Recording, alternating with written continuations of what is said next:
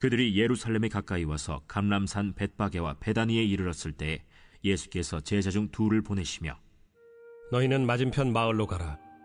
그리로 들어가면 곧 아직 아무도 타보지 않은 나귀 새끼가 매어 있는 것을 보리니 풀어 끌고 오라. 만일 누가 너희에게 왜 이렇게 하느냐 묻거든 주가 쓰시겠다 하라.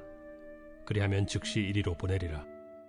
제자들이 가서 본즉 나귀 새끼가 문 앞거리에 매어 있는지라 그것을 푸니 거기 서 있는 사람 중 어떤 이들이 이르되 나귀 새끼를 풀어 무엇하려느냐? 제자들이 예수께서 이르신 대로 말한대 이에 허락하는지라. 나귀 새끼를 예수께로 끌고 와서 자기들의 겉옷을 그 위에 얹어 놓음에 예수께서 타시니 많은 사람들은 자기들의 겉옷을 또 다른 이들은 들에서 벤 나뭇가지를 길에 펴며 앞에서 가고 뒤에서 따르는 자들이 소리 지르되 찬송하리로다.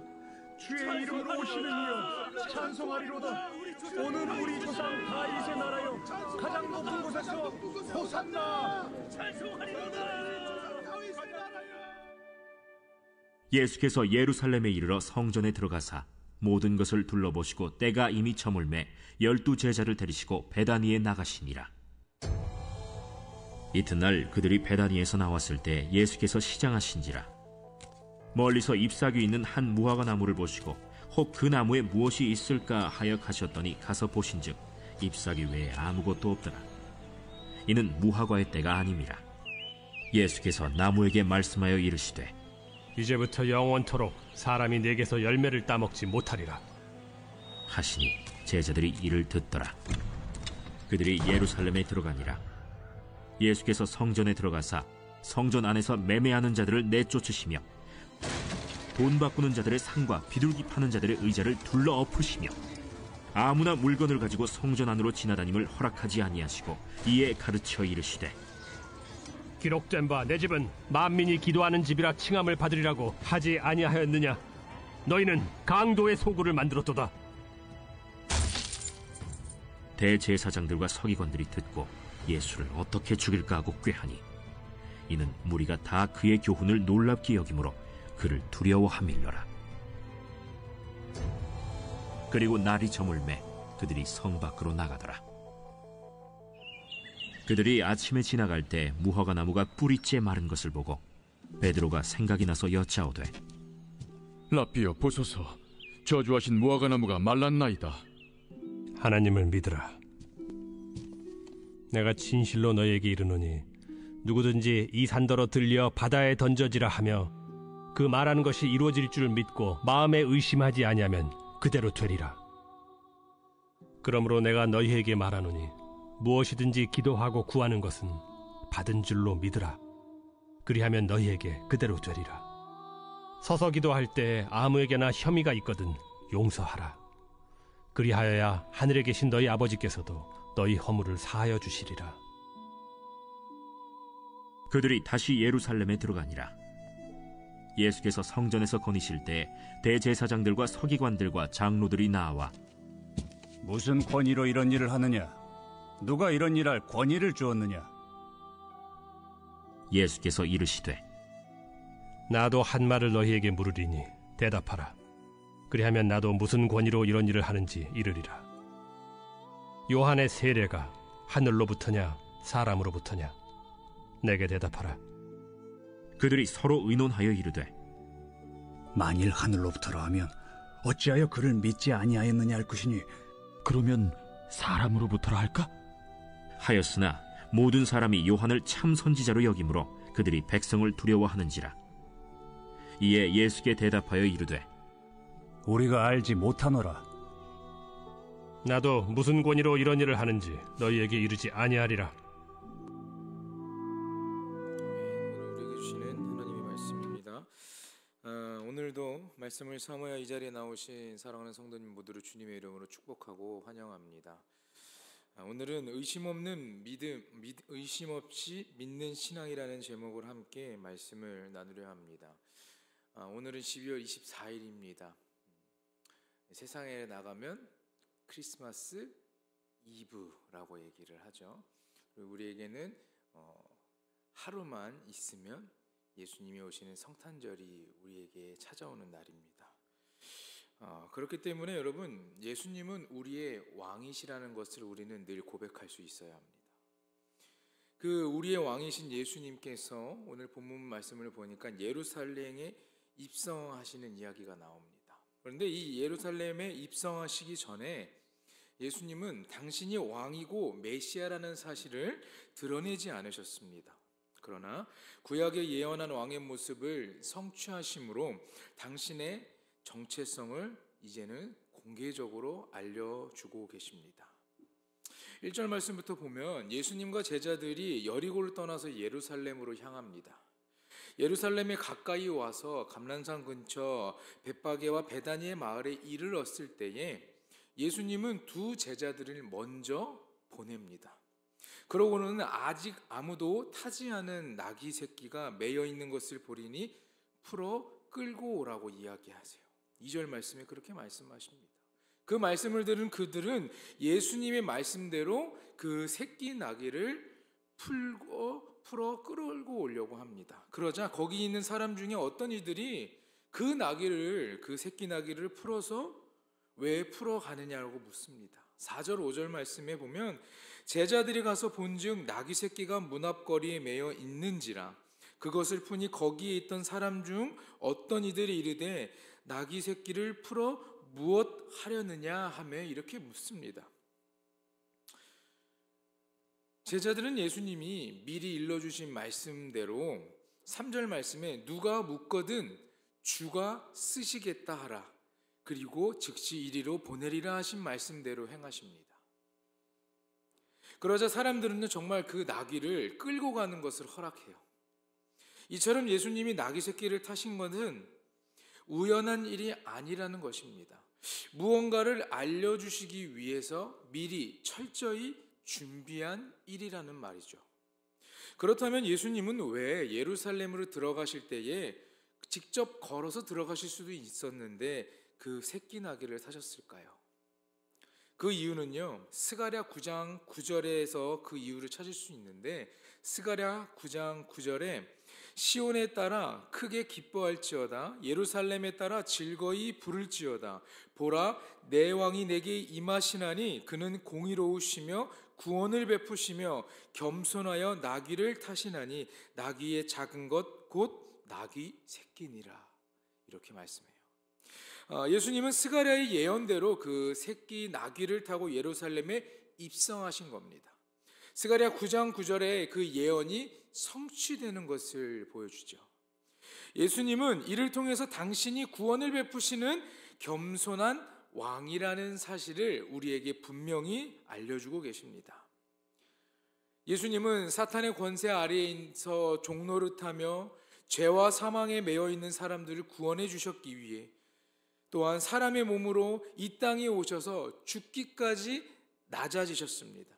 예수님은 죄가 없으심에도 불구하고 죄인인 우리를 대신해서 십자가에 못 박혀 죽으셨습니다. 그리고 이를 통해 우리가 공의로우신 하나님 앞에 의롭다함을 얻어 구원받을 길이 열렸다는 것을 의미합니다. 예수님은 우리를 구원하시기 위해 고난과 죽음이 기다리고 있는 그 예루살렘으로 들어가신 겁니다. 예수님께서 이 새끼 나귀를 타고 예루살렘으로 들어가셨을 때 많은 이들이 왕으로 오시는 예수님을 기쁨으로 맞이했습니다.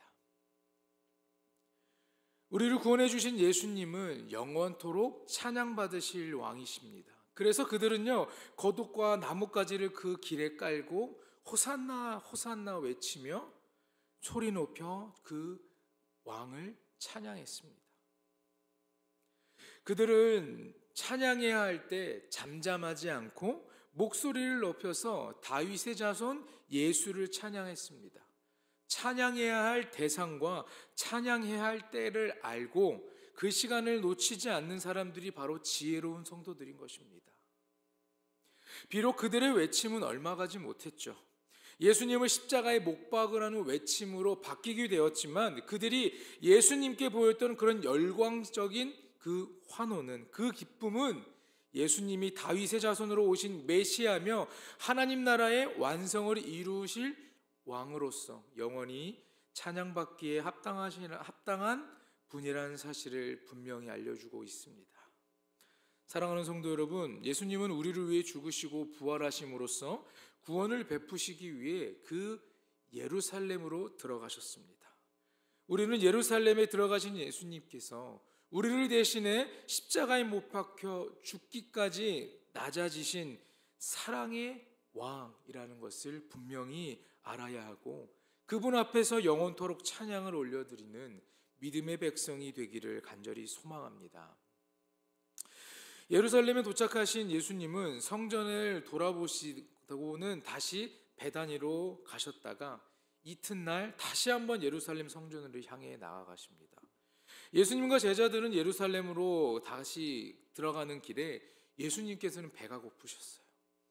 그때 멀리 잎이 아주 풍성한 무화과 나무를 보시고 저 무화과 나무에 열매가 있을까라고 가까이 다가가서 보십니다. 그러나 어떻습니까? 그 무화과 나무는 잎만 무성할 뿐 열매는 하나도 있지 않았습니다. 13절 말씀에 잎사귀 외에 아무것도 없더라. 이는 무화과의 때가 아님이라고 설명합니다.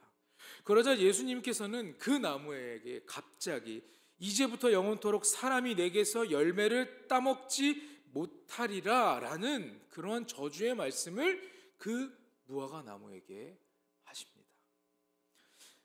단순히 배가 고픈데 그 나무에 열매가 없어서 열매를 얻지 못해서가 아니라 예수님은 분명한 의도로 그 무화과 나무를 저주했다라는 것이죠. 예수님이 무화과 나무에게 실망하고 저주하신 이유는 미가서 7장 1절에서 4절 그 말씀을 통하여서 우리는 이유를 다시 한번 찾을 수 있습니다. 미가 선지자가 의로운 자들이 사라져버리고 또한 부패한 이스라엘을 바라보면서 내 마음에 사모하는 처음 익은 무화과가 없도다라고 미가서 7장 1절에 말합니다.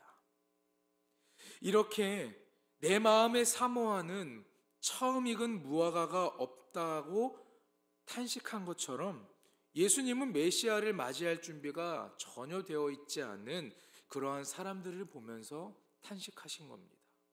그들은 열매 맺을 때에 맞이하지 못한 채 잎만 무성한 무화과 나무와 같았습니다. 예수님은 지금도 우리가 열매 맺기를 기대하고 계십니다. 우리는 늘 살아가며 오랜 신앙생활을 했지만 그 안에서 열매 맺지 못한 삶을 살 때도 많습니다. 그래서 예수님은 계속해서 우리가 그러한 열매 맺기를, 그러한 삶을 살아가기를 늘 원하고 계세요. 장차 이 땅에 다시 오실 예수님을 맞이할 때에 예수님께 드릴 열매를 가득 안고서 있어야 되지 않겠습니까? 그리고 예수님을 맞이하시는 여러분이 되어야 되지 않겠습니까? 열매 없이 잎만 무성한 무화과 나무가 저주를 받아 말라 죽는 것을 기억하셔서 성령의 열매, 빛의 열매를 많이 맺는 좋은 나무가 되시기를 간절히 축원합니다. 기름을 미리 준비한 슬기 있는 다섯 처녀같이 예수님을 맞이할 준비를 철저히 하는 여러분과 제가 되길 간절히 소망합니다. 15절 말씀을 보니까 예수님은 성전에 들어가셔서 성전 안에서 장사하던 사람들을 내쫓아 버리십니다. 또 돈 바꾸는 자들의 상과 비둘기 파는 자들의 의자를 둘러엎기까지 하세요. 16절에 또한 어느 누구도 장사할 물건을 들고 성전 안으로 지나다니지 못하게 하셨습니다.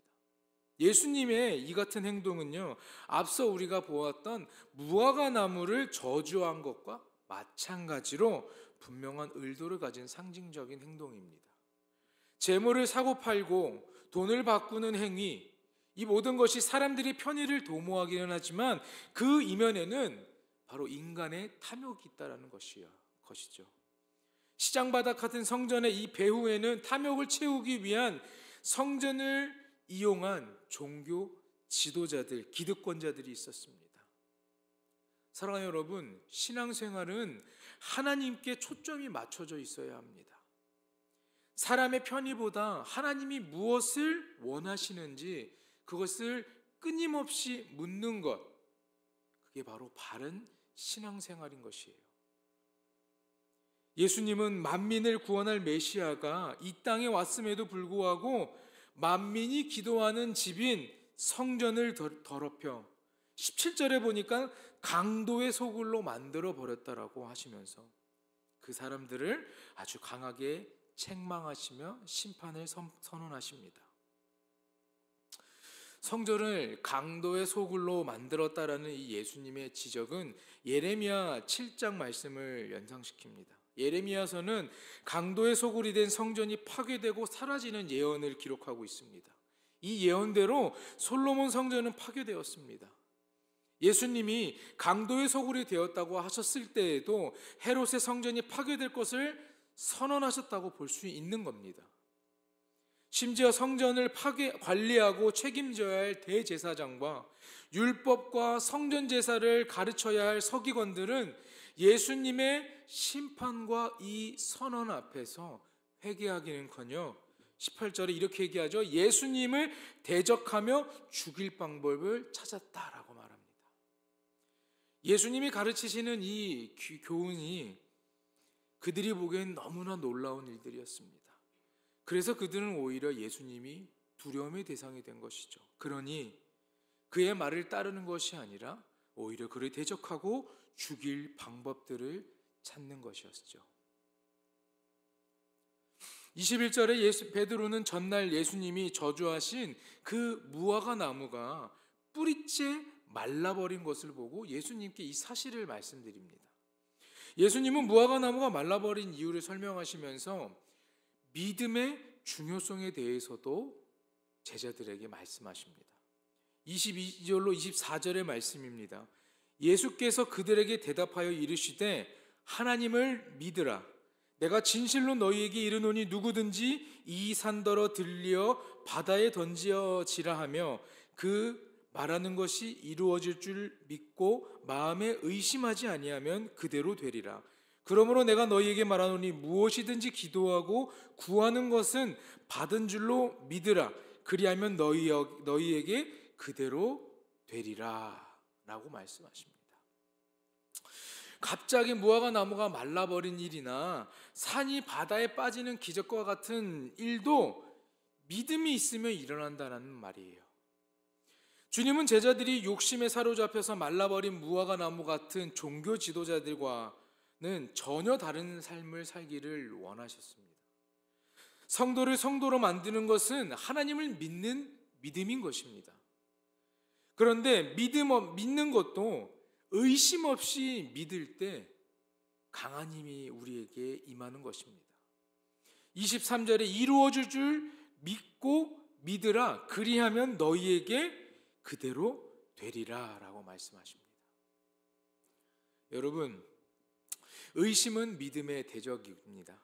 야고보는 의심하는 자를 요동하는 바다의 물결에 비유했습니다.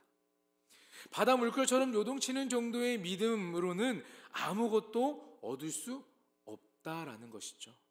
그러니 우리는 주님께 우리의 연약함을 고백하며 믿음을 더욱 주시기를 구해야 합니다.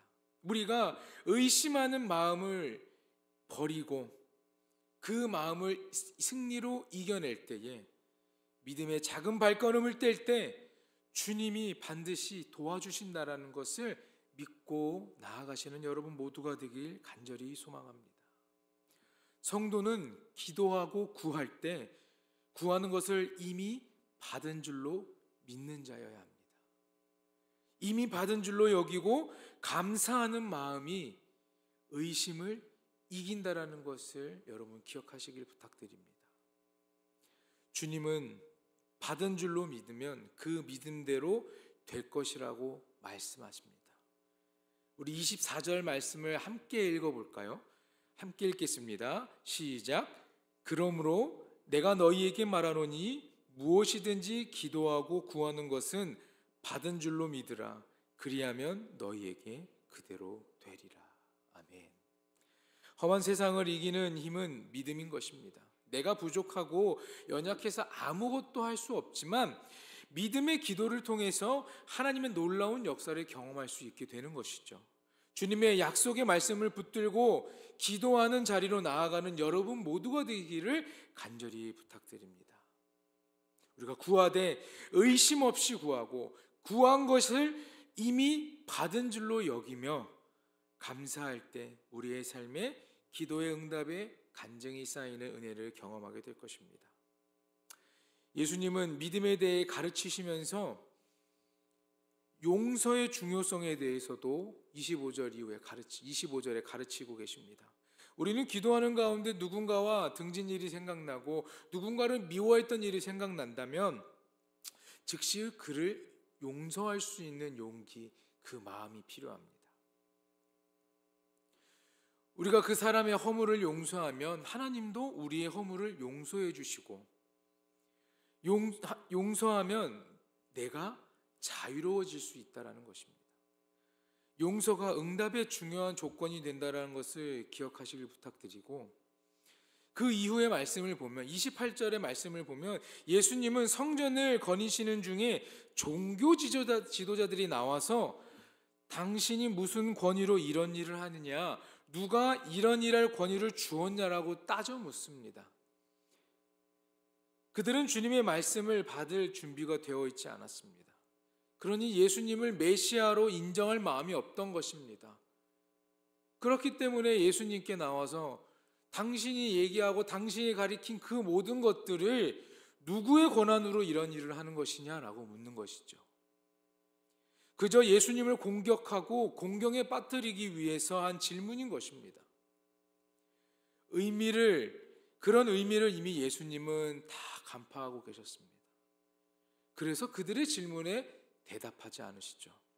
오히려 예수님께서는 그러면 요한의 세례가 하늘로부터 왔느냐 아니면 사람으로부터 왔느냐라고 그들에게 반문하십니다. 그들은 이 질문을 뭐라고 대답해도 자신들에게는 아주 곤란한 상황이기에 모른다라고 대답해요. 그러니까 33절에 예수님께서도 무슨 권위로 이런 일을 하는지 말하지 않겠다라고 하시며 그들의 입을 막으십니다. 지금도 많은 사람들이 예수님의 권위에 도전하며 살아갑니다. 예수님을 믿는 우리에게 예수님을 향한 반감과 미움을 쏟아놓고 살아가는 사람들이 너무나 많습니다. 예수님의 제자도 예수님처럼 권위에 대한 도전에 직면할 때도 있었습니다. 그때 요한복음 15장 18절의 말씀처럼 세상이 너희를 미워하면 너희보다 먼저 나를 미워한 줄 알라는 그 예수님의 말씀을 기억하며 사람들의 끝없는 도전에, 그런 비난에 우리는 당당히 응할 수 있는 자가 되어야 할 것입니다. 사랑하는 여러분, 우리는 사랑의 왕으로 오신, 평화의 왕으로 오신 예수님을 기쁨으로 받아들여야 합니다. 나귀를 타고 오시는 예수님의 모습에서 평화를 심고 겸손히 그분을 따르는 여러분들의 되기를 부탁드립니다. 이 땅에 예수님을 기다리는 자들은 열매를 맺으며 예수님을 맞이할 준비를 철저히 해야 하는 자들입니다. 심판 앞에서 겸손히 회개하며 예배의 본질을 잃지 말아야 해요. 그럴 때 예수님이 기대하시는 열매를 우리는 맺을 수 있게 되는 겁니다. 교회는 믿음의 사람들이 모인 공동체입니다. 성전을 중심으로 한 유대의 신앙은 예수님이 오심으로 말미암아 그 수명을 다했습니다. 이제는 예수님이 직접 성전이 되어주셔서 우리는 그분 안에서 하나님께 나아가고 다른 이들을 용서할 수 있어야 합니다. 응답받는 기도의 조건은 하나님을 신뢰하며 우리와 갈등을 빚는 수많은 사람들을 용서할 수 있는 것입니다. 하나님을 향한 의심을 버리고 그분을 오롯이 신뢰하시는 여러분이 되길 바라며 관계가 불편한 사람을 너그러이 용서하시고 우리의 기도에 응답하시는 하나님의 은혜를 경험하시는 그 하나님의 그 크신 능력과 그 하나님을 붙잡고 살아가시는 사랑하는 불꽃교회 성도님들이 되시기를 주님의 이름으로 간절히 축원합니다. 기도하겠습니다. 하나님, 평화의 왕으로 오시는 주님을 우리가 기쁨으로 맞이하는 자가 되길 원합니다. 언제나 우리에게 믿음을 가르치시고 잘못된 것들을 이 세상에서 행하지 못하도록 우리에게 가르치시는 그 예수님의 교훈, 그 교훈대로만 살아가는 우리가 되게 하여 주시옵소서. 수많은 자들이 예수의 오심을 비난하기도 하고 예수의 기적을 비난하고 조롱할 때도 있었습니다. 그러나 우리가 그 말을 듣고 그들과 하나 되어 예수를 조롱하는 것이 아니라 우리는 예수를 믿는 거룩한 백성이라는 것을 고백하며 하나님께 나아가며 하나님을 믿는 그 믿음 하나로 그들의 그 말을, 그들의 그런 조롱 섞인 이야기들을 이겨낼 수 있는 우리 모두가 되게 하여 주시옵소서. 우리에게 보여주신 수많은 기적들을 통하여 내가 주님을 믿고 나아갑니다. 그 믿음 가운데 의심하지 않는 자가 되게 하시고 전적으로 하나님을 신뢰하며 살아가는 우리 모두가 될 수 있도록 아버지 역사하여 주시옵소서. 믿음의 공동체 안에 살아가는 우리 불꽃교회 온 성도들이 기억하여 주시고 평화의 왕으로 오시는 그 새끼 나귀를 타고 오시는 예수님의 모습을 바라보며 그 예수님을 통하여 우리가 구원받기 위하여 철저히 준비할 수 있는 겸손의 백성이 될 수 있도록 아버지 함께하여 주시옵소서. 오늘도 하나님 앞에 나온 사랑하는 성도들이 기억하여 주시고 우리의 삶이 오늘 하루를 살아갈 때 주님과 함께하는 주님의 말씀으로만 승리하는 하루가 될 수 있도록 아버지 역사하여 주시옵소서. 감사드리며 이 모든 말씀 우리를 구원하신 예수 그리스도의 이름으로 기도합니다. 아멘. 하늘에 계신 우리 아버지여, 이름이 거룩